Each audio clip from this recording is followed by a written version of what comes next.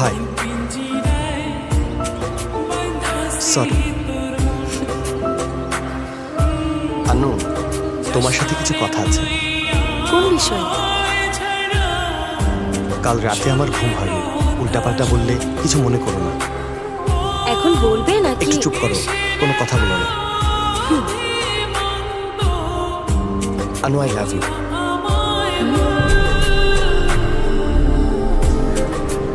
আমরা দুজন তো বন্ধু। আমরা বন্ধু, মনে আছে আমার।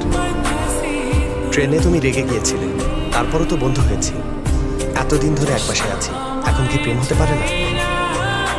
আমার ভালোবাসা ঠিক না ভুল তা আমি সত্যিই জানি না, কিন্তু তোমার জন্য আমার ভালোবাসা মিথ্যা না। তুমি এত মিষ্টি একটা মেয়ে, যে কেউ তোমাকে পছন্দ করবে। এই দুনিয়াতে হাজার কোটি মানুষ, এর মধ্যে কিছু মানুষকে চেনো আর কিছু মানুষ কাছের।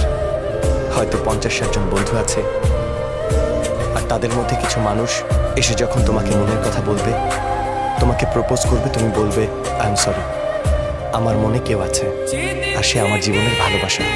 যখন তুমি এটা বলবে, আমি চাই তোমার মনে যেন আমিই থাকি।